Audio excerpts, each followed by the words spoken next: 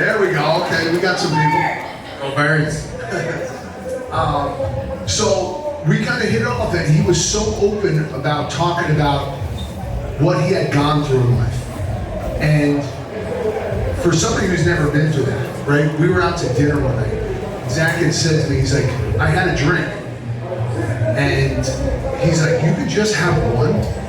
I go, yeah, I probably won't even finish this one.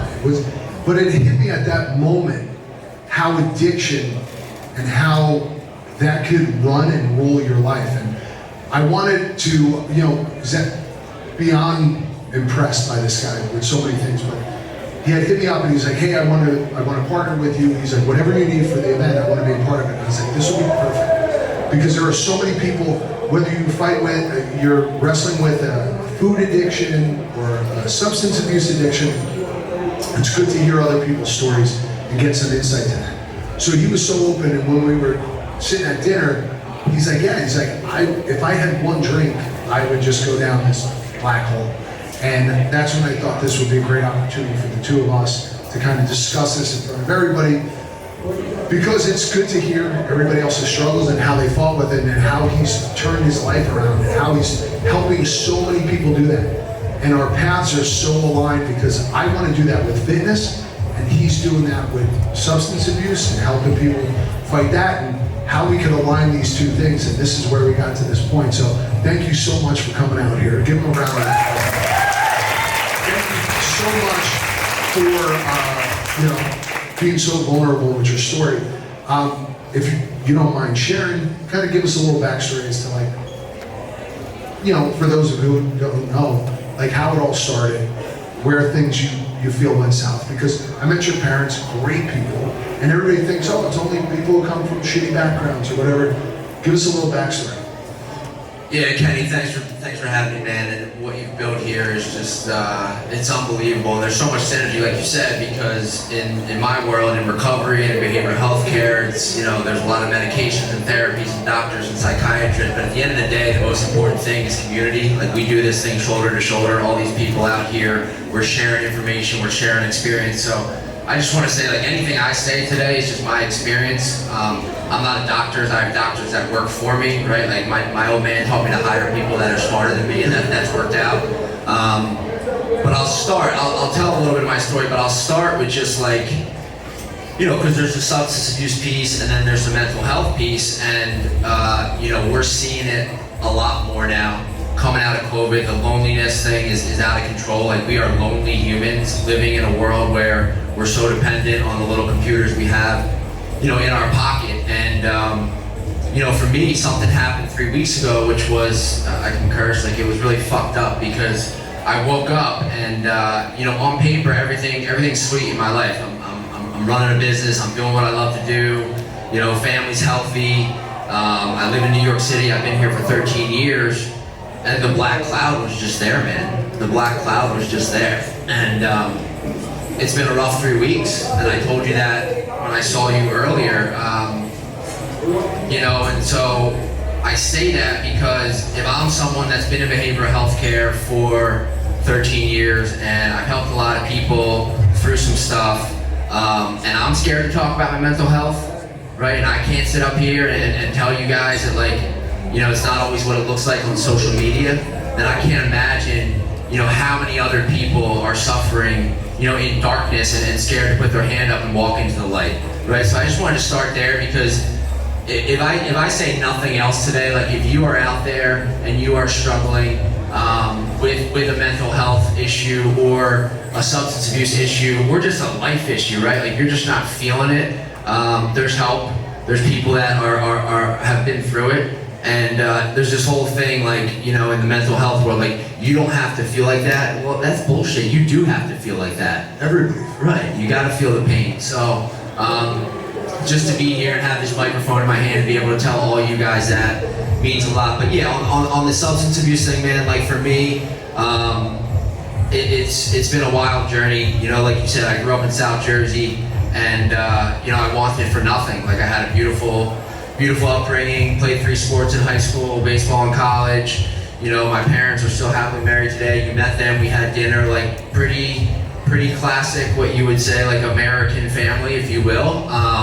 but this thing still got me, and it got me in ways that I never could have imagined, right? So just to fast track it, because we don't have a ton of time today, like I am predisposed to a substance use disorder. I am predisposed to mental health disorder. So that's just like something I know about my fundamental makeup. I didn't know that growing up, but my life experience has shown that to me. So we're talking a lot about muscles and diets and all that shit here today, but like we oftentimes forget about one of the most important things, which is our brain, right? My brain is a scary place when it's not treated. If I don't take care of my brain, I'm not running 20 miles this morning, right? So you follow me.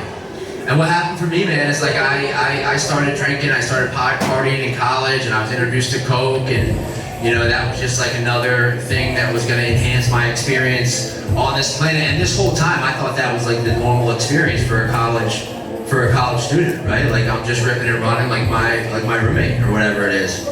And I got to a place at 27 years old where I was running around Camden, New Jersey, which is a not-so-savory neighborhood about 2 hours south of here, just over the bridge from Philadelphia. And, had a crack pipe in my mouth, a needle in my arm, and, I was probably days away from losing it all, And I had an experience where I was given this opportunity to go get help, right? To go get help, and I went to a treatment center, and the first thing that I saw in that treatment center, which I saw from you, and I see from a lot of the other beautiful friends I have on this planet, is that they were gonna love me until I could love myself. And that was the most powerful lesson I learned, because, coming out of that, I came to New York, and I knew nobody, right? Like I'd been here one time for a Simon and Garfunkel concert. Like I did not party here. Like this is actually my safe place. Like I've never done the whole dark room at 4 a.m. in New York City. I don't know if you have, but. Well, no, and you're not doing any crazy partying at a Simon and Garfunkel. Pretty low level. I think everybody stays in their seats. You'd be surprised. There was some one-eyed riding back on the New Jersey Transit. We were staying at Ryder that night. I don't know what the hell happened, and I can laugh about it today, right? Like I can laugh about it. And since I've gotten into recovery, and I've been sober now for 13 years, and it's the most important.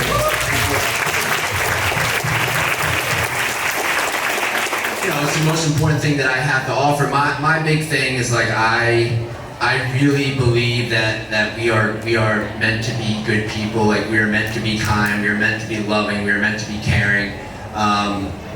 And that's just what I try to take out into the world. I don't do it perfectly. So what we've been able to build here with Release and the foundation is just like we are working hard every day to create a space that people can put their hand up and ask for help. And I'm not going to identify this person because it's not my story, but we did the run this morning, and I showed up late, classic. Like I was the snooze man was alive and well. And I rolled up at like 7:08, 7:10, whatever it was. You were worried I wasn't going to show up.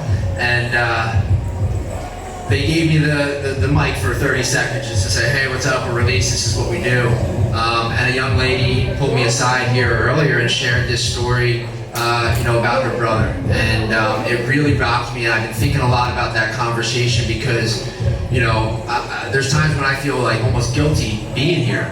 Because there's so many people, and you look at this room, like there's not many. 10 years ago, no one gives a shit about substance abuse, no one cares about mental health, but they're here now, right? So we're making progress. And the biggest thing she shared with me is she's like, we just didn't know.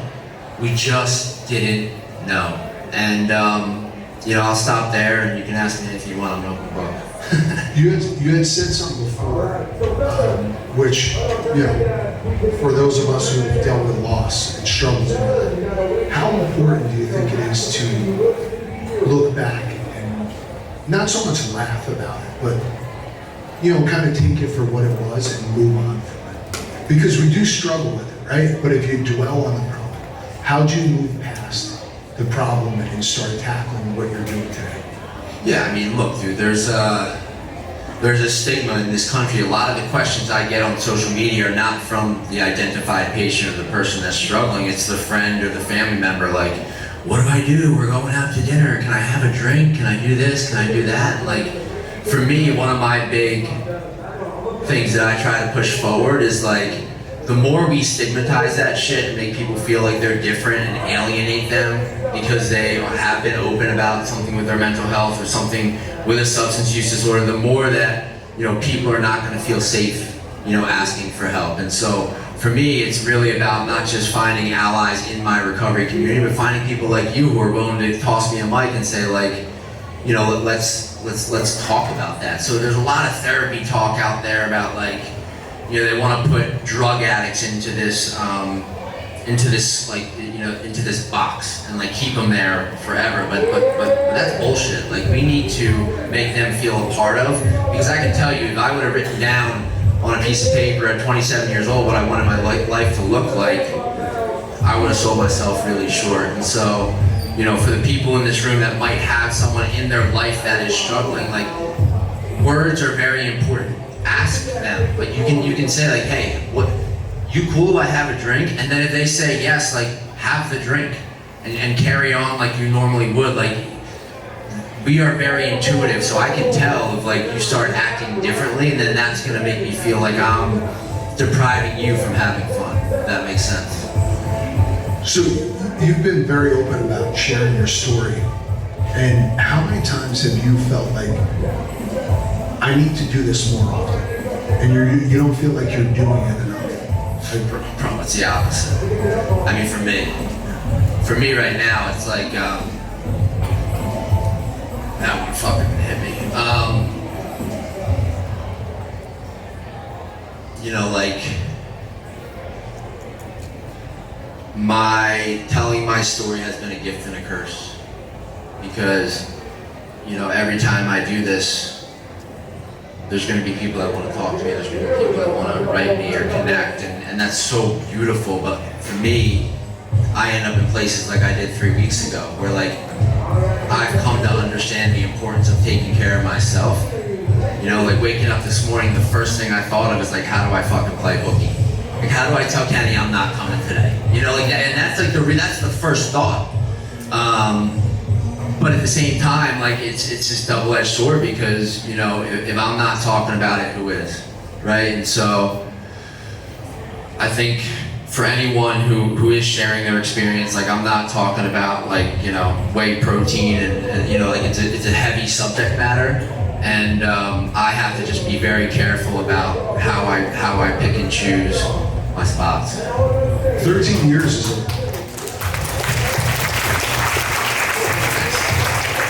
13 years is a long time. Mm-hmm. Do you feel that you have, because you said you fell into it a little bit, you kind of go to this dark place, and I think we all have those moments, right? I'm sure everyone in this room at one time or another has scrolled through Instagram and you start feeling like you're not enough and you're not doing enough and you're a failure. And do you know your triggers at this point?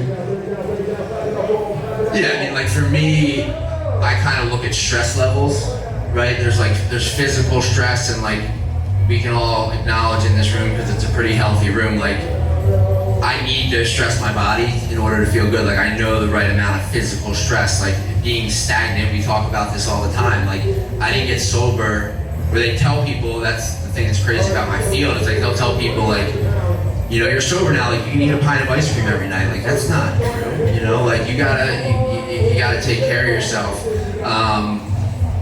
And so, like triggers for me, it's all has to do with stress. It's that physical stress, but then it's like that emotional stress. It's like, how do I regulate, this person that just looked at me funny? And it's like, it's the little things, right? It's not like, hey, your grandma's sick, or, something really tragic happens. It's like, what does this text message mean, dude? What does she mean here?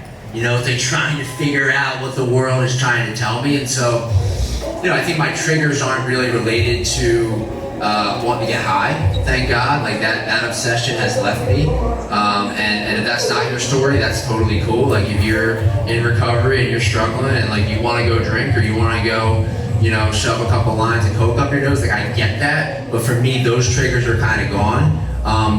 I have to look at some of the other more, like something I really pay attention to, right? Like I'm a runner, And if you're a runner, you know that high that is associated with running. So am I going out to run and chasing that feeling, or am I going out to run because it's good for my mental health? And that's why we see so many people that get into this crazy endurance running when they get sober, and then they get injured and they die by suicide, man, because they're chasing that same feeling, that dopamine hit in their brain. What else has helped you deal with that, the struggle? And I'm not even talking about the addiction side. Yeah. Because I mean, as if you look at me on social media, I've never had an addiction problem. But there are definitely times I go to a dark place, even building this. I'm like, what am I fucking up on? How is this not clicking? Why do I walk by things that I don't deem to be healthy for people, and people are in love with it? And here I am trying to build this thing that I know is good for people, but I can't get the reaction I want. So I go to this dark place and I don't sleep, and I'm up scrolling on social media, and I'm sitting up at night writing down ideas. I go to a dark place and I need to kind of put that away sometimes. So what else helps you kind of deal with that mental trigger? Look, I think we can all benefit from therapy, right? And going to therapy is not just one time, right? Like, I don't like the therapist. Like, that therapist is there to hold space and you can be honest with someone. And really, like, I have crazy thoughts. We all do. Like, we have, like, about anything, right? Like, the grass is always greener in relationships, or like whatever it is, right? Kenny's building this business. Am I doing it wrong? Am I doing it right? So therapy is huge. Community is absolutely paramount for me. Putting structure into my life, right? So like, I knew I had to be here today. That's helpful. When I don't have something on the calendar, I don't have a plan, or I don't have people that know where I'm at, that's where I'm liable to go into the hole and sit in my apartment and order pizza and scroll through Instagram. The other thing that for me, and you've dealt with this a little bit, and obviously you were an MTV guy or whatever it was, I can throw it back on you, but it's 4 years ago my life changed. Like, it changed, and I wasn't prepared for that shit. Like, being thrown out into an environment or into a stage where now my story is very out there. Now there's a lot of eyes on me. Now, and it happens a lot less, but I'll be walking down the street and some random person will start to shake my shoulder and be like, I'm just a huge fan, or like whatever it is. Like, there's like a paranoia that almost exists that I have to really keep a pulse on. And then one of the things that I'm starting to do more, which is probably the hardest thing to regulate, is the putting the electronics down, man. Like, just putting them down. Like, put 8 o'clock, put that thing down, 9 o'clock, put that thing down, and just know that nothing is so important that it can't wait till tomorrow. And when I do that, like, I wake up clearer, I'm more likely to meditate, I'm more likely to take time in the morning. When I don't do that, that's the morning where I get up, I don't make my bed, I rush out into the world, and I get in a fight with a taxi cab driver. I actually had a morning like that yesterday. I was trying to fight the little guy who was putting a ticket on my car. But the stress level is real, and we all kind of feel it. I know a lot, I'm sure you've got this question 1,001 times, because I have too. But you have this double-edged sword that you need. When people ask me, they're like, how was TV? Did you like it? It does give you that sense of paranoia. I don't think everybody's built to experience that level of, for me it was anxiety. I stopped going out. I didn't want to be around people. Like, in crowds, I'm like, I need to get the fuck out of here. Like, I didn't like it. So for you, dealing with, what advice do you give to people who have dealt with this? Because this is what you do on a daily basis. You're helping people get sober. Somebody comes to you, they go, hey, I got this opportunity to go on TV. What would you say to them? I get it a lot. I get it a lot. People saying, I'll get a DM or a message, or I'm thinking about this, and here's my experience, and this is all I can share. And I think you probably had a similar experience. Like, the promise I made to myself before I went on television was that I was going to be me. I wasn't going to manipulate anything for a fucking camera. And the biggest compliment I got was from, like, you have your boys that you grew up with. I'm 40 years old. Literally none of my friends on my text chain or on social media, they could give a shit, right? But they watched the show and they said, that's you, dude. Like, that's you. I think when people chase these opportunities and they're doing it because they think it's some kind of golden ticket, what comes after that platform, and you know this, you still gotta build shit. You still gotta go out there and you gotta create, and you gotta work hard, and you gotta grind, and you gotta hustle, and all the things that like were instilled in me, you know, by my father. So like, it's not just about television. It's just really in life. Like, be authentic, stay true to who you are. That has worked for me. This morning, I was chatting with Body by Jake, who had done some of the opening remarks, and he had brought up that same point, that authenticity. It's so hard, you can't buy it. What do you think the foundation is for you being so authentic to yourself? Because there's some sort of value system that you have that was instilled in you that you're like, no matter what happens, no matter what the opportunity, I have to be me. What do you attribute that to? I mean, it's just so painful looking in the mirror and knowing that you're living a life that is not true. And, you know, for 27 years, those were a lot of mornings where I woke up and I was lying, and the person I was lying the most to was myself, right? And so, the tough decisions are not always the easy ones, right? The tough conversations, the one that have meant the most to me in my life, are the ones that I did not want to have.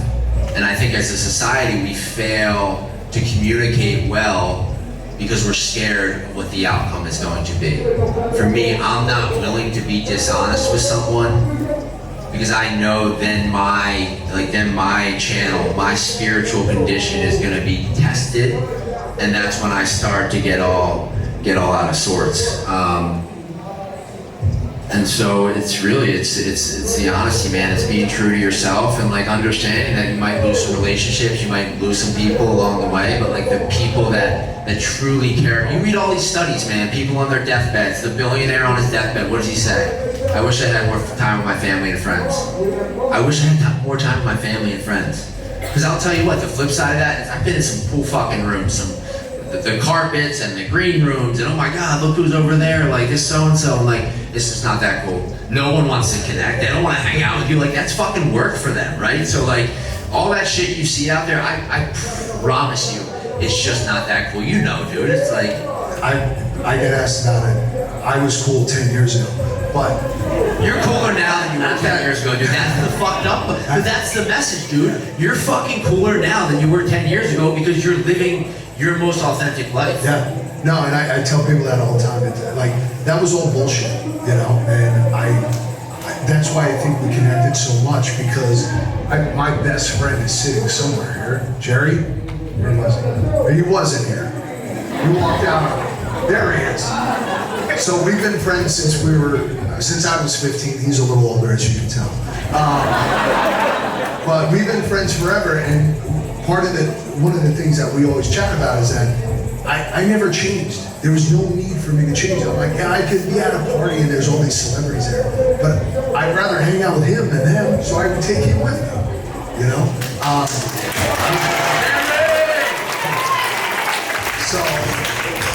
So I tell people all the time, I go, it was fun, but you know, at the end of the day, if that's not you, then it doesn't make sense. And I think this theme of authenticity that we've had throughout the day has really come kind of full circle at this point. And that's why I admire you so much, and that's why I think we connected so much. And I know you get asked just as much as I do, why the hell we became friends, but I think it's just that. I admire what you've done, very impressive. Fighting that addiction, it's, you know, you have a better chance of getting struck by lightning than quit this shit. And you've done it, and you're doing a great job, and you're doing a lot of good stuff for other people. So it's such an honor to have you a part of this event. I really do mean that. And the money that we donate today, if you guys haven't donated, which all of you have since you bought a ticket, but if you want to make another donation, you guys have space out there, right? Yeah, my team's right up here, and like that's like, you know, these people, they work so hard to, like, here's the deal with like our foundation, right? So just quickly, like, so Release Recovery, the for-profit, for lack of a better word, you know, we have treatment programs, right, in New York City and Westchester County. But But right before COVID, I kind of woke up and I was like, fuck man, like we're helping the middle upper class American that has the means, has the resources to go get help. But there's a whole subset of human beings that want to get better that just can't. They can't afford it. The healthcare system, I'm not gonna go on that rant, but you know, it's crazy. You look at cancer, you look at heart disease, like I always tell people, if I say Sloan Kettering, you know that's New York City cancer, like the best cancer treatment. You know where they stick someone who's having a psychiatric break or has a heroin addiction? In the basement of the fucking hospital where there's like linoleum floors.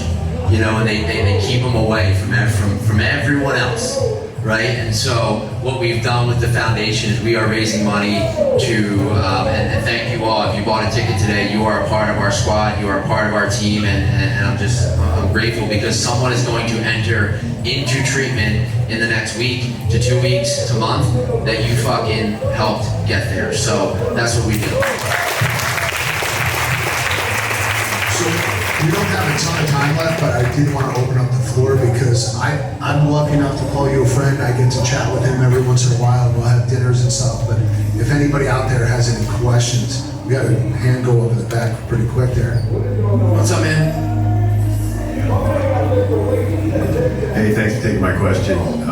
My name's Andrew, contrary to what Kenny thinks. My name's actually Andrew. Hey, everybody. Zach, this question is for you, and it's a term that's used pretty often, and maybe you can really define it for everybody in the room because I think it's important.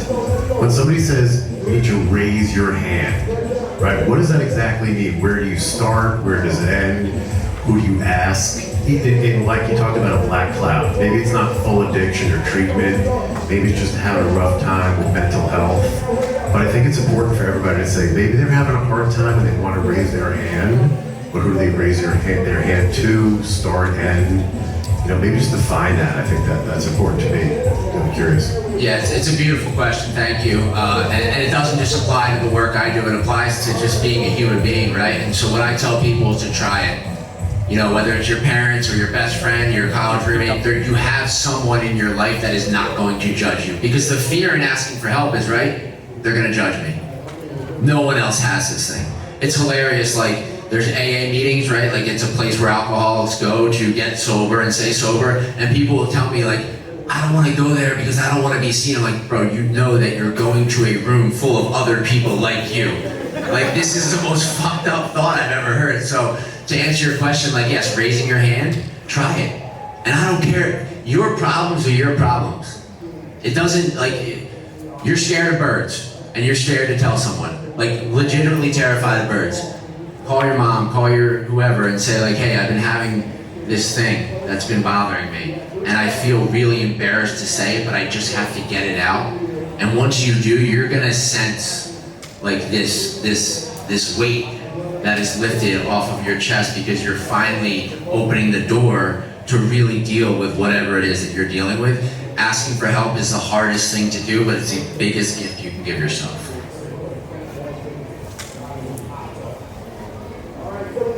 Let's go, Clarence. Let's hear it. What's up, Clarence?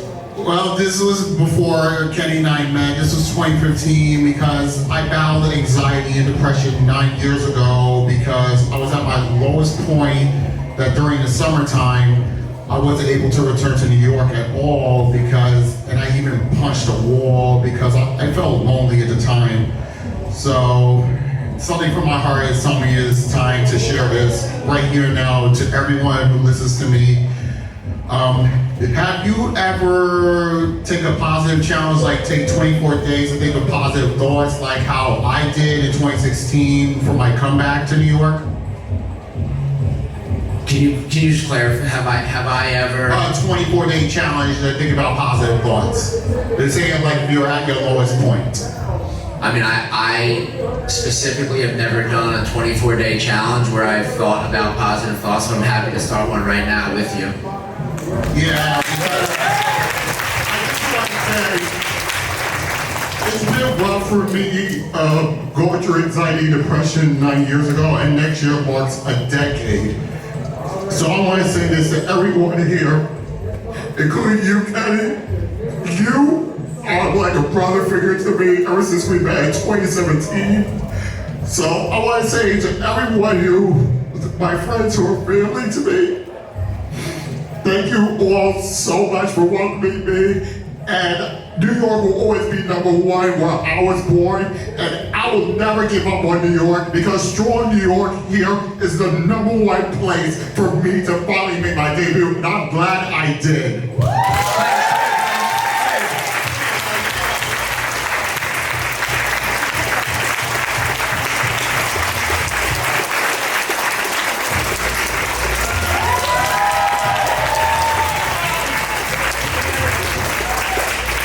That's the shit I'm talking about, right?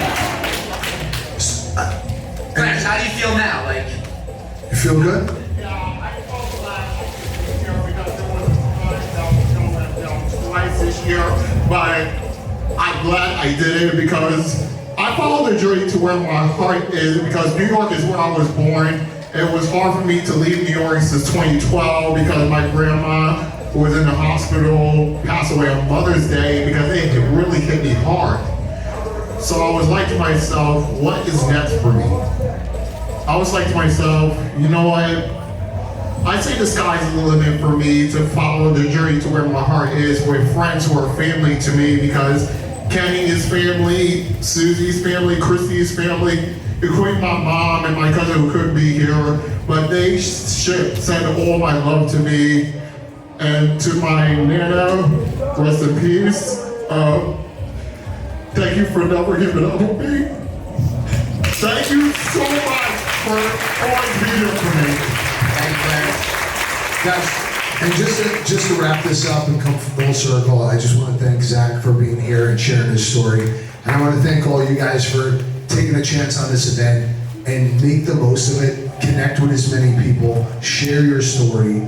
Don't be afraid. This is part of why I created this thing was to not only build physical strength, but the mental strength to, admit you have a problem, admit there's something wrong, build community. Because I can't do this alone. I've never built this. I've never built anything or had anything that I've done on my own. You need people in your life who are willing to share and help out and do these things. I can't thank as many people in this room enough for everything they've done. The countless nights I call Susie and Christy and my friend Rachel in the back. Like, rely on the people around you and make your life better. So thank you again for sharing Yeah, your just story. real quick. I mean, like, to that point, I want to thank you for taking a chance on this talk specifically because you look at that schedule and there's a lot of cool people and interesting shit. But for you guys to show up and fill the seats, I was convinced no one was going to be in here. That's just how my mind works, right? That's the doom and gloom. But for you to take a chance on this talk and this topic specifically tells me that this world is working towards some solutions.